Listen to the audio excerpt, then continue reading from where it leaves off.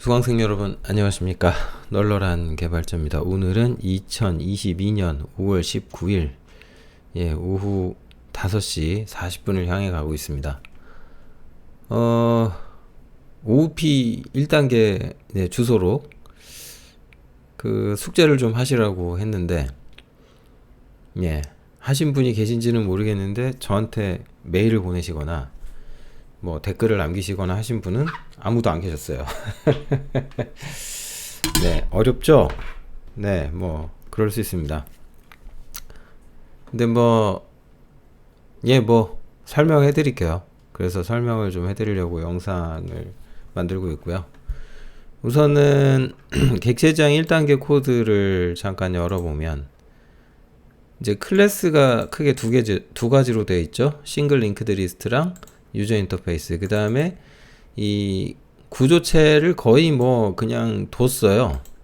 아예 둬버렸기 때문에 뭐 이렇게 둔 것이 이게 적절한지는 뭐 모르겠는데, 그죠? 어찌됐건 이렇게 돼 있었다. 그래서 이것까지 객체화를 좀 했더라면 좀 더 좋지 않았을까 싶긴 한데, 뭐 어차피 지금 뭐 수준이 거기서 거기라. 그래서 이 코드에 대해서 조금 따져보면은 우선 객체지향의 개념 해가지고 얘기가 나오면은 크게 일단 두 가지예요. 첫 번째가 캡슐화예요. 캡슐화. 그러니까 객체라는 이름으로 캡슐화를 해야 되는 거죠. 그리고 나서 이제 상속이에요. 그러니까 캡슐화를 하고 나서 그래서 어떤 객체 하나가 만들어지면 그 객체들에 대해서 관계를 논하기 시작을 해야 되는데, 그 중에서도 이제 상속 관계일 때 뭐 추상화든 다형성이든 얘기할 수 있는 거거든요. 그러니까 지금 뭐 상속은 아예 적용도 안 했으니까 객체지향 개념 중에 겨우 적용할 수 있는 건 캡슐화 하나. 그러면 여기서 진짜 고민되는 것은 항상 그거예요. 도대체 무엇을 캡슐할 것이냐. 근데 이거는 우리가 이미 결정을 했다. 어떤 원리로 결정을 했냐면, 제가 이제 뭐라고 말씀을 드렸었냐면, 그 구분을 하자. 볼 것도 없다. 그냥 유저 인터페이스 부분하고 그 다음에 어떤 자료 구조라고 할 만한 부분하고 이건 무조건 나눠라. 그리고 나서 나머지를 어떻게 할 건지 생각을 해야 돼요.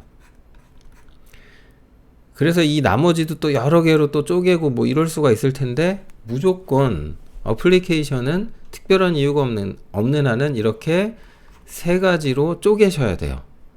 그래서 우리가 그 원리에 입각해서 UI 자르고 자료 구조 잘랐죠. 그리고 지금 1단계에서 사실 나머지에 해당되는 거는 겨우 뭐냐면은 이거 메인 함수에서 다 등장해요. 메인 함수죠, 메인 함수 사실상. 자, 그래서 우리 1단계 끝난 거 클래스 다이어그램 간단히 그려보면 이 UI 있죠. 그러니까 뭐 C 유저 인터페이스 클래스일 거고, 그 다음에 이 유저 인터페이스 클래스하고 리스트가 이제 어그리게이션 관계로 결합이 되죠. 근데 뭐 어그리게이션이라고 사실은 할 수는 있어요. 왜냐면 만약에 UI 객체가 하나 더 있었다, 또 있었다라고 한다면은 아마 이렇게도 가능했을 것 같아요. 이렇게도 리스트 하나를 두 개의 UI로, 그래서 UI 1번 뭐 UI 2번 이런 식으로도. 그러니까 기본적인 관계는 제가 보기에는 어그리게이션이다. 컴포지트라고 보기는 어려워요. 그러니까 UI 객체를 생성을 할 때 UI 쪽에서 멤버로 리스트를 갖긴 갔는데 참조로 갔죠. 근데 이게 포인터가 아니고 참조죠. 그리고 참조는 선언과 동시에 무조건 초기화를 하게 돼 있어요. 이렇게 강제화를 해놨기 때문에 UI 인스턴스 선언할 때 무조건 이 리스트 객체가 적어도 하나는 있어야 되는 거예요. 적어도. 그러니까 한 개만 있으면 되는 거죠. UI 자체가 뭐 여러 리스트를 동시에 보여주거나 뭐 합성하거나 그런 개념은 아니고, 어찌됐건 그런 관계였고, 그 다음에 이제 리스트 쪽에서는 그 구조체로 되어 있죠. 유저 데이터 구조체를 이제 사실상에 뭐 이제 이 안에 집어넣어서 인베드 하는 방식으로 이제 선언을 해버렸기 때문에, 어떤 의미에서 보면 이 구조체랑 리스트는 제가 뭐 이렇게 요소를 따로 뺐지만 사실상 동일체죠. 한 몸처럼 작동하게 구현된 게 맞다. 그렇게 보시는 게 좀 더 타당할 거예요. 어쨌든 실제로 이 속에다가 구현을 했으니까 너무 정의를 했으니까 그 다음에 이제 단일 책임 원칙이라는 관점에서 따져보면 일단 우리가 이 캡슐화라는 것의 목표를 얼마나 달성했느냐, 점수를 좀 매길 수 있느냐, 뭐 굳이 주자면 한 70점 줄 수 있을 것 같아요. 그래서 제가 보기에는 캡슐화를 하긴 했는데 세모 제대로 했다고 보기는 어렵고, 지금 단일 책임을 얘기해야 되는데, 그러니까 하나의 객체에 대해서 하나의 어떤 뭔가 그 임무를 부여하는 거죠. 그런 의미에서 보면은 얘는 뭐 세모긴 세모인데 그래도 어지간히 한 것 같아요. 1단계 치고는 할 만큼은 했다.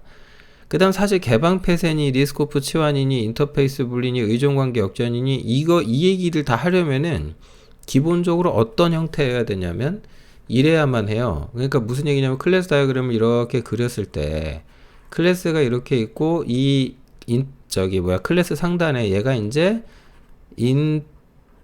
인터페이스예요 라고 이제 좀 추상화를 시켜서, 그러니까 여기가 이제 UI 클래스가 오고 이것에 대한 파생으로 뭔가 이제 UI에 파생이 오고 이렇게 했어야 되거든요.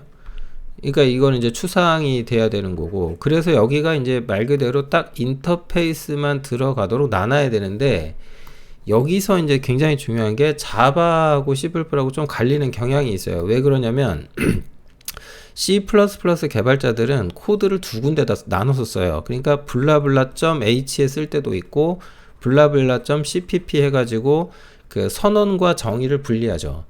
근데 사실 자바는 이런 개념이 없어요. 헤더가 존재하지 않기 때문에. 그래서 사실은 상속의 개념이 없다 해도 지금 우리가 이제 C++로 코딩을 하고 있다 보니까 굳이 따지자면 선언과 정의의 구분으로 개념적 의미의 이제 인터페이스 분리를 하기는 했어요. 소스 코드 레벨 수준에서. 근데 그렇게 말하기는 좀 애매하죠. 예, 헤더에 뭔가 여기는 이제 선언만 포함된다라고 그렇게 완벽하게 분리하지도 않았고 막 선언 정의 막 짬뽕되어 있고 난리도 아니거든요. 예. 그래서 뭐 개방 폐쇄 원칙이라고 하는 걸 굳이 들이밀자면 쉽게 말해서 지금 상태에서는 헤더만 수정해서 개방 폐쇄 원칙을 준수할 수 있도록 생각을 해봐야 돼요. 상속이 없으니까 리스코프 치환은 아예 가능성이 없고, 인터페이스 분리를 할 수는 있는데 헤더에다가 대고 뭐 좀 분리했다라고 분리라고 좀 말하기는 좀 민망하죠. 의존관계 역전은 아예 성립하지가 않죠. 네, 이거는 리스코프 치환하고 비슷하게 좀 가져야 되는데 개방 폐쇄 같은 경우도 거의 안 돼요, 지금. 그러니까 이 모든 네 가지는 상속이라는 개념을 좀 깔고 갔을 때 이제 그때서야 논할 수 있는데 지금 전혀 그런 게 되어 있지 않다. 따라서 단일 책임 정도를 어느 정도 적용해서 지금 바꿨다. 그리고 이제 가장 큰 문제점으로 지적할 만한 이슈사항, 우선은 이게 이제 그 UI하고 자료 구조를 분리를 한 거는 잘했다. 이거는 생각 잘했는데 문제는 자료 구조가 있고, 자구하지 말고 제대로 쓰자. 예, 제대로 쓸게요. 자료 구조가 있고요. 이 자료 구조로서 관리하고 싶은 이게 대상 자료가 있는 거죠. 근데 문제는 뭐냐면 이 둘을 애초에 구분도 하지 않았어요. 그러니까 여기 뭐 지금 그 OOP1에서 보면은 유저 데이터라고 해가지고 클래스를 구조체를 그냥 써가지고 객체도 아닌 것이 여기에 사실상 포함시켜가지고 뭐 작동하도록 그렇게 됐죠. 그리고 이제 어그리게이션이 아니라 사실 어떻게 보면 거의 컴포지트죠. 왜냐면 얘가 따로 작동을 하진 않기 때문에 컴포지트한 관계로 어그리게이션 관계라고 보긴 좀 어렵다. 그리고 사실은 0도 아니다. 하나 놓고 시작하잖아요. 여기서 이제 m_헤드 그래가지고 하나 놓고 출발하니까 한 개는 끌고 들어가 있고, 그러니까 관계는 굳이 따지자면 컴포지트 뭐 이렇게 말해도 될 것 같네요. 어쨌든 제가 봤을 때는 이 자료 구조라는 녀석하고 이 자료 구조로 관리할 자료라는 거는 구분을 했어야 했다. 그럼 자료에 해당되는 건 뭐 있냐? 유저 데이터 클래스에서 사실은 이게 지금 주소록인데, 그래서 주소록이다 보니까 뭐 이름하고 전화번호가 있죠? 이 두 가지는 다시 한번 강조해서 말씀드리지만 대상 자료입니다. 이 자료 구조로 관리할. 근데 자료 구조가 지금 그 싱글 링크드 리스트니까 그 선형 리스트인데, 이 선형 리스트라고 되어 있는데 내가 나중에 고성능을 원해. 그래서 이거를 비선형으로 바꿀래. 이럴 수도 있잖아요. 그 비선형도 뭐 이진 트리도 있을 수 있고, 뭐 균형 잡는 AVL 트리도 있을 수 있고, 하다 못해 2, 3 트리, 3, 4 트리, 아 젠장 나는 그냥 B 트리까지 한번 가봐. 이럴 수 있거든요. B 트리 굉장히 중요합니다. 어쨌든 뭐 여기까지 조금 개선할 생각을 하면은 이 자료 구조와 자료는 분리하는 게 맞다. 근데 어디까지 어느 수준까지 분리할지는 사실은 좀 생각을 해야 돼요. 그 다음에 UI하고 UI 쪽에서도 사실 여기다 이제 선을 안 그렸는데, 이게 엄밀히 말하면 이렇게 되죠. 얘한테 이렇게 돼요. 왜 그러냐면은 이 UI 쪽 코드를 잠깐 보시면은, 예를 들면 프린트 할 때 뭐 그 UI 쪽에서 어떤 데이터를 화면에 출력할 수도 있잖아요. 그러니까 뭐 검색해 가지고 결과가 나오면 그 검색 결과를 화면에다가 출력을 하겠죠. 이런 식으로. 근데 여기서 이제 왜 이게 문제가 뭐냐면은, 이 구조체를 그대로 접근을 하는 것 자체도 문제인데, 접근해서 여기서 값을 빼다가 그냥 찍잖아요. 뭐 출력하려면 당연히 여기 접근해야 되겠습니다만, 어찌되었건 이건 좀 이렇게 접근한 거는 값을 가져와서 접근하도록 했어야 되는데, 어쨌든 좀 고민이 되는 부분이 있다.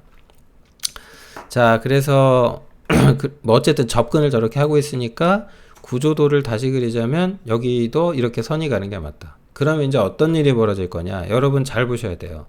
만약에 이 구조체에서 자료라고 하는 것이 수정이 일어나 봐요.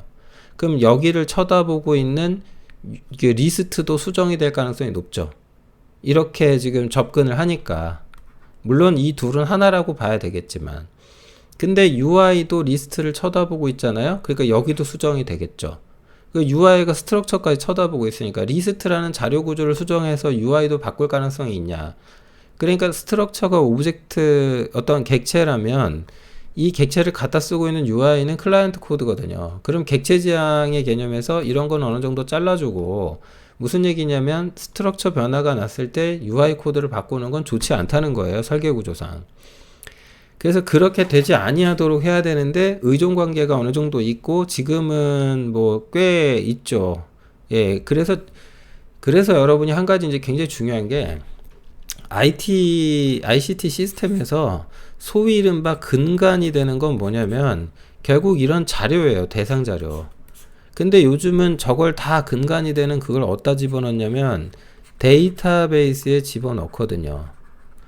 그래서 데이터베이스의 어떤 여기도 관계형 DB도 있고 NoSQL도 있고 뭐 많죠. 이쪽에서 뭔가 수정이 나면 자료 구조까지 같이 듣는다고 보여되는 거고, 그러면 UI는 다 뜯어 고치게 돼 있어요. 그러니까 이 자료 구조 어떻게 할 거고, 대상 자료를 어떤 식으로 정의할 것인지는, 이런 건 사실은 기획 단계에서 굉장히 잘 정해야 돼요. 예? 그러니까 프로그램 기능 설계할 때, 그러니까 주소록인데 어느 날 갑자기 야 우리 여기 주소도 포함시키자. 주소록이라며 왜 전화번호만 담어? 그럼 단순히 하나가 들죠. 근데 전화번호를 빼기로 결정했어. 이렇게 되면요.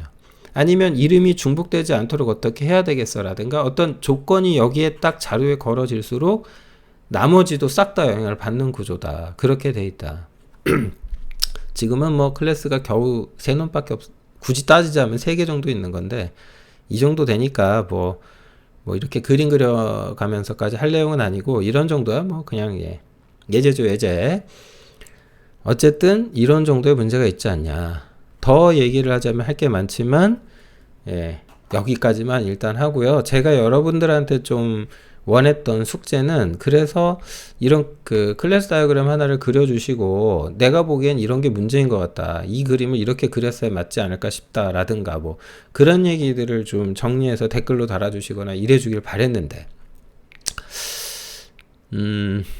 안 올리고 계시죠. 빈정이 살짝 상하려고 합니다. 자, 강의 열심히 올릴 테니까, 숙제도 내드릴 테니까 열심히 하십시오. 언젠가, 지금 제가 강의는 2022년 5월 19일 날 이렇게 올리지만 이 강의를 좀 일정 시간이 지나서 보시는 분도 계실 거예요. 유튜브에 올려지니까. 이 앞까지 숙제를 안 하셨다면 요 다음부터는 꼭 좀 하세요. 아무리 어려워도 도전을 좀 하셔야 됩니다. 그래야지 그때 실력이 됩니다. 자, 그러면은 일단 끊고 그 다음에 구체적으로 2단계로 코드를 좀 넘겨 볼게요. 자, 끊고 가겠습니다.